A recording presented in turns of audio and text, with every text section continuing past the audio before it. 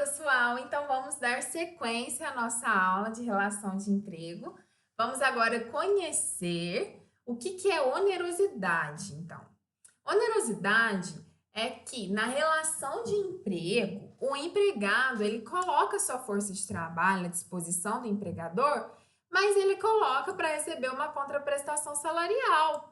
Ele não está ali trabalhando voluntariamente, né? Em regra, a gente presume que a pessoa está trabalhando porque ela precisa sobreviver, precisa de ganhar o seu salário para se alimentar, viver com dignidade. Então, existe sim trabalho voluntário. E aí não vai ser relação de emprego, não vai ser empregado, vai ser um trabalhador voluntário. Ai, eu já tenho meu emprego aqui, eu quero prestar serviço lá numa casa de repouso, ou então em alguma instituição de beneficência que cuida de crianças abandonadas, né, órfãs. Aí sim, tudo bem, é uma opção minha, mas tem que ser expresso. Agora, em regra, a gente trabalha tendo em vista uma contraprestação salarial. Então, deste modo, a relação empregatícia ela é onerosa. Caso o empregado coloque a sua força de trabalho à disposição do empregador e o empregador deixa de pagar os salários desse seu empregado, isto não vai retirar o caráter oneroso da relação de emprego. Então, por que eu estou falando isso? Porque há casos que falam assim, então ele não está recebendo, então é trabalho voluntário. Não, a gente tem que olhar o ânimos contraende das partes. Nos casos onde o empregador não paga salários, deve-se analisar o ânimos contraende. O que é isso? O ânimos contraende é a intenção das partes ao firmar a relação de trabalho. No caso, né? Nesse caso, relação de trabalho está sendo usado como gênero, né? E aí a espécie vai para ser relação de emprego, precisa ter interesse econômico.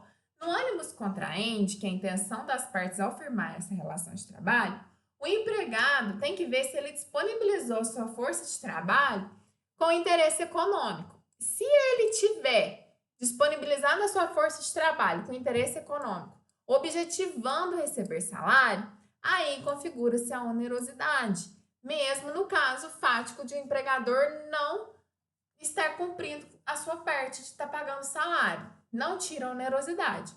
Agora, caso no ânimos contraende, o empregado disponibilizou sua força de trabalho sem interesse econômico nenhum, não objetivando receber salário, ele quer fazer aquilo por gosto, é uma vontade dele de prestar um serviço voluntário, aí não vai ter onerosidade, não vai ser relação de emprego e sim vai ser um trabalho do tipo voluntário. E aí, nós configurando relação de emprego, mas sim relação de trabalho, que vai ser um trabalho voluntário.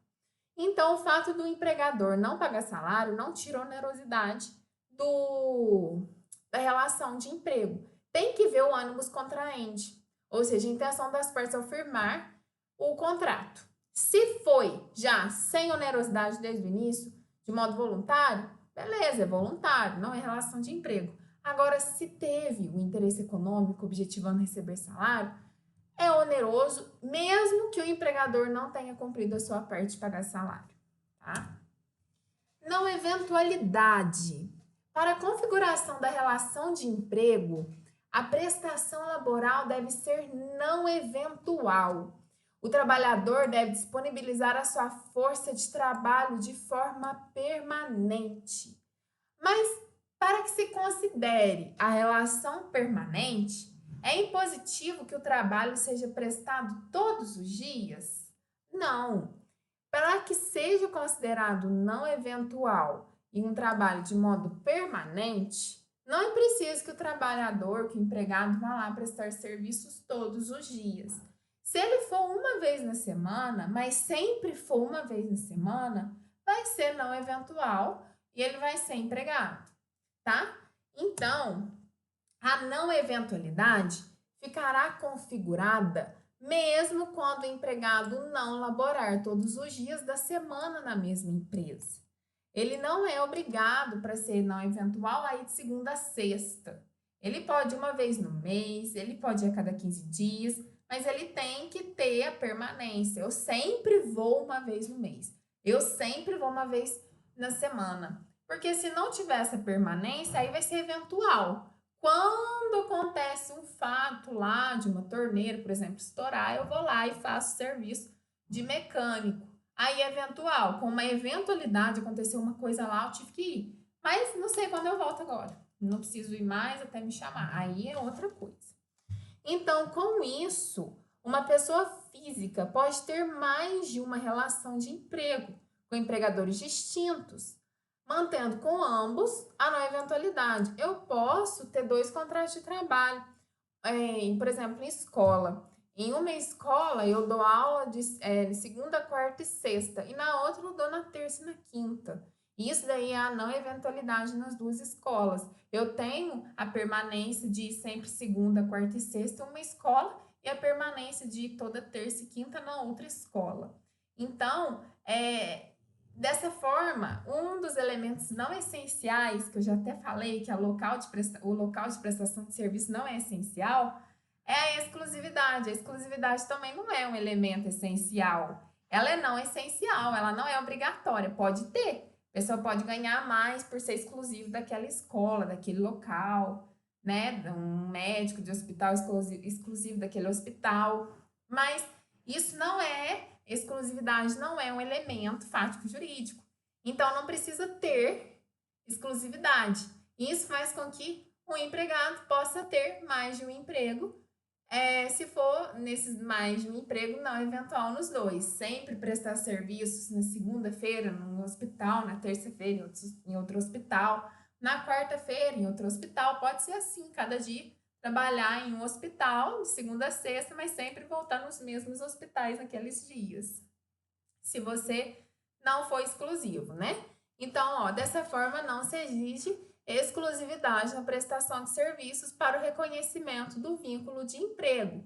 Estando presentes todos os elementos fáticos jurídicos da relação de emprego, entre eles a não eventualidade, a mesma pessoa física poderá ter relação de emprego com mais de um empregador. Então, não eventualidade é isso, a permanência.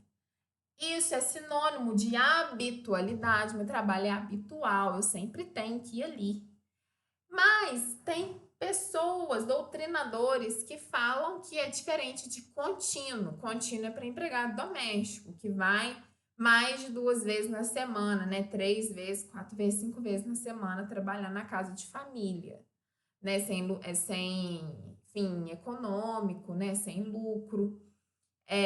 Então, existem provas de concursos que colocam não eventualidade, habitualidade e continuidade, tudo no mesmo pacote. Mas tem provas que diferenciam. Isso é importante falar, mas considerem como a mesma coisa, mas fiquem de olho na hora de fazer questões de concurso. E, por fim, a alteridade. A alteridade, ela é relacionada, nem todo mundo fala desse elemento, mas é bom falar para ficar bem completo. A alteridade ela é relacionada ao risco do negócio, que deve ser assumido pelo empregador. O empregador não pode transferir o risco do negócio para o empregado. Esse mês eu não tive lucro, então você não vai ter salário. Não pode. Então, nesta linha, não se admite que sejam transferidos ao empregado os riscos do empreendimento. O risco é totalmente do empregador. E é por isso que a participação nos lucros também não é obrigatória e nem vinculada à remuneração. Porque se o empregador não pode dividir prejuízo, né? Falar assim, esse mês não deu, eu não faturei quase nada, então vai passar em branco. Se ele não pode fazer isso, ele também não é obrigado, quando ele lucrar também 20 mil, 30 mil, sozinho, a dividir com o empregado dele. Então, a alteridade é isso, o risco do negócio é do empregador, sendo bom ou sendo ruim. E a CLT, no artigo 2º, traz o que é empregador. Na próxima aula, nós vamos aprofundar mais nesse conceito, mas para conhecer e ver que a alteridade está expressa na definição de empregador, que o risco do negócio é do empregador, olha só, considera-se empregador a empresa, seja ela individual ou coletiva, que, assumindo os riscos da atividade econômica, ou seja, o risco do negócio é do empregador, admite, assalaria e dirige a prestação pessoal de serviço. Então, empregador é isso, é aquele que admite, contrata, né, assalaria, paga o salário para o empregado que tem onerosidade na prestação de serviço e dirige a prestação pessoal de serviço, direção, poder diretivo, é o que configura a subordinação jurídica, assumindo os riscos da atividade econômica, ou seja, com alteridade. Esse é a figura do empregador. O empregador é aquele que tem empregado, né? E empregado é esses que têm esses elementos essenciais, fáticos jurídicos da relação de emprego.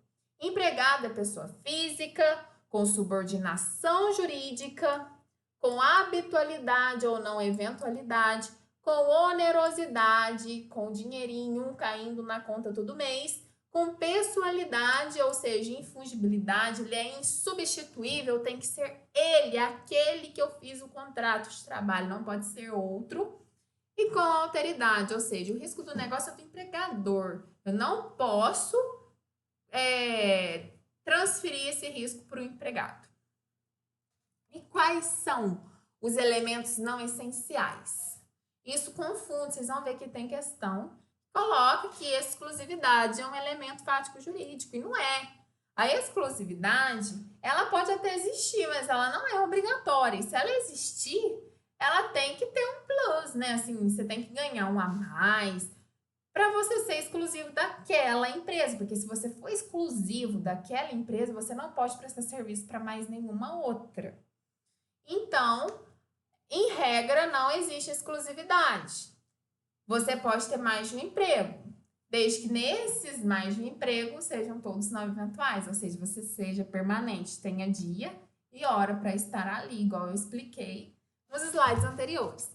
O que também é não essencial? O local da prestação de serviço. Por isso que empregado vai ser trabalhando em casa, trabalhando lá na empresa, trabalhando à distância, vai ser empregado, não importa. Se tiver esses elementos aqui, ó, vai ser empregado, tá bom?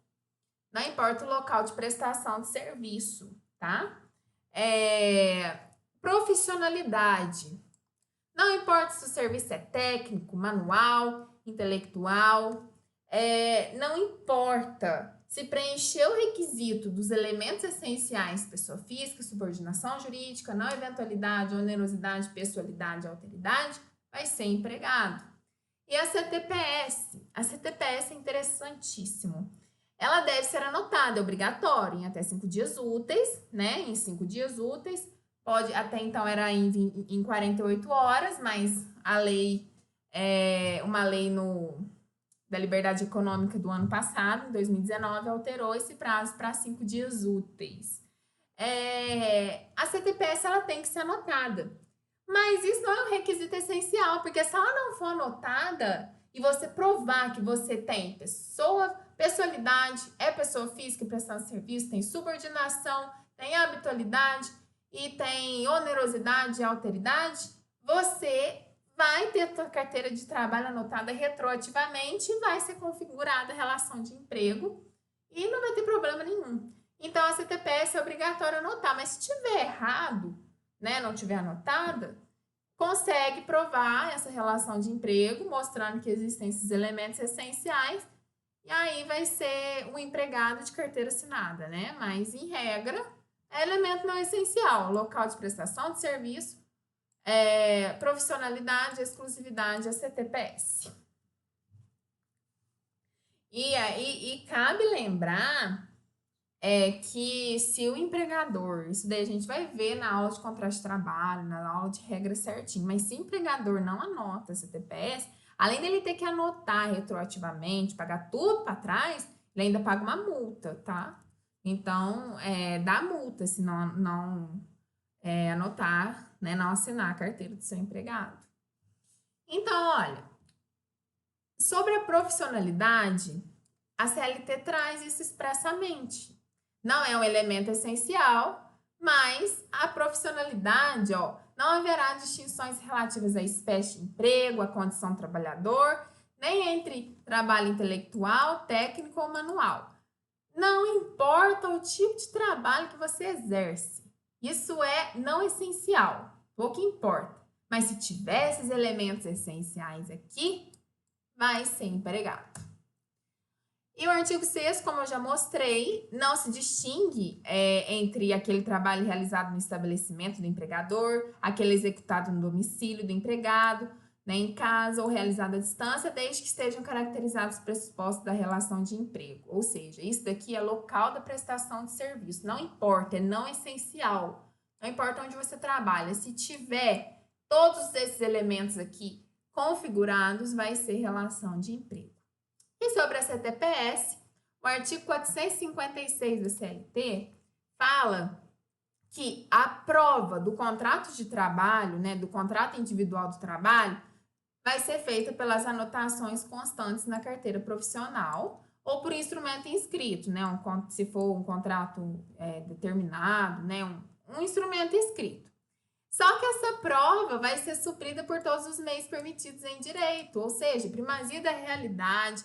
Se eu conseguir provar que tem alguma coisa falsa ali anotado, que na verdade meu salário tá anotado 1.000, mas eu ganho 2.000, ou então minha carteira não está assinada, mas eu sim trabalho, tem esses elementos essenciais aqui, ó.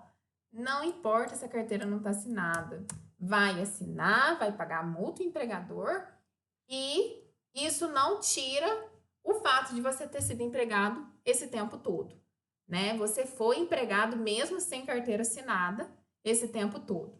E a súmula 12 do TST, eu não coloquei aqui que é do TST, eu tirei direto do TST. Nossa, que linda a minha letra. E aí lá não estava escrito que era do TST. As anotações apostas pelo empregador na carteira profissional do empregado não geram presunção iure et de iure, mas apenas iuris tanto. Presunção iuris et de iure é no termo em latim que significa presunção absoluta.